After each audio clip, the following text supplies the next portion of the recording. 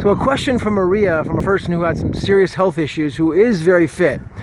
In 2015, she said she had a heart attack and suffered from cartilage damage in her knees and a lot of wear and tear in the body from running 70 miles a week, being a long distance runner. She's 42 years old, and she's lived a really good life in the way of doing her best to be fit. I mean, busting her ass in the way of running hard. It's 70 miles a week. You'd think that's great, but at 42, she had a heart. At 40, she had a heart attack. She's 42 now, and so now at 42, she's really hesitant on what she can do to kind of bounce back into being fit after going through so much trauma put on the body. Think about it this way: is there one animal that you can think of in the animal kingdom? Leave a comment below. Is there an animal in the animal kingdom that is, made from Mother Nature, that is designed for long distance running out there, that can run 20 miles, even 5 miles? Is there an animal in the animal kingdom that can do that, that's designed for that?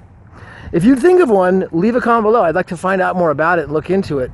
But the only species I know that does that is man.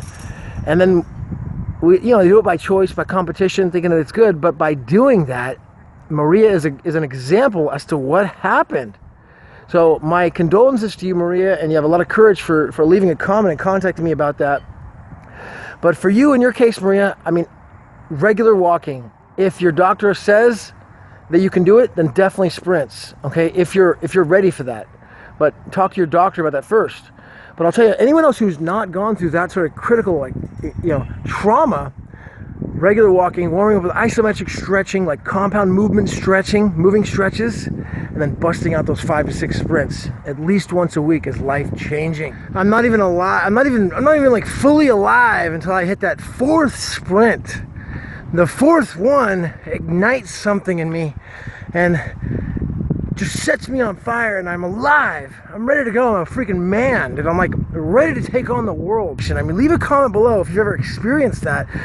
In training sprints, not any other exercise. I've never experienced it, but in training sprints, it's like the 4th one that my manhood finally kicks in. I finally feel like like the man I was destined to be. And my best time was 5:97. I could 5:97. So that's good. That's what I wanted. I wanted to hit under 6 right now. So I'm excited about that. Hey man, leave a comment. I'm sure most of the guys on here that watch, God Hops and all the other guys are just flying. They're probably flying in the 4s. And I'll get there one day, but this is the first I've ever timed myself on a real track, like measuring. I timed myself, but it wasn't like on an accurate measurement, but that was the real accurate 40. I've been training with this guy, David Chang. He's a 5'7" college basketball player. He graduated from college a few years ago. He played basketball, and he's Asian, and the kid dunks. We're not talking tomahawk, 2-hand, 360 jams or anything, but we're talking, hand over the rim, bam, 5'7". So he's been teaching me a lot of his strategies, a lot of his methods on how to jump and how to get faster. I trained in the last couple weeks, so we'll see what I can add in the way of value, in the way of tips that he's teaching me, and how to get faster, stronger, more power from an amateur. All right, so I'm not but learning from a collegiate pro, a guy who can actually do it, who can actually jump and dunk at 5'7" and being Asian, and he taught himself to do it. He started at a 20-inch vertical leap, going all the way up to 36 on his vertical leap. He reached a 36-inch vertical leap over years. I don't know if it was a 4-year period or 5-year period, however long it took him, but when he started training it was 20. And then at his peak, 36. Pretty phenomenal. So see what I can add the way of value from tips from a real genuine jumping master. Cooling down out here.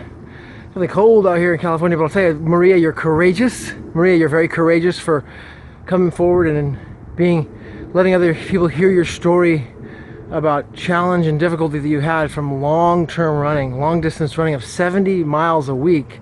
For a 42-year-old woman now, and at 40 having a heart attack, a lot of cartilage damage in the knees, tons of inflammation, and bouncing back now at 42 to realizing that you still have potential in you and you can still make it. And so I hope I can leave you with some encouragement, and that your story will help others out there, and they can learn from the struggle that you had, so you could be an inspiration for others. And then lastly, I did make a video as well about like running and marathon running. Is marathon running really good for the body? Had a pretty significant talk on it. So I'll put a link to that up here.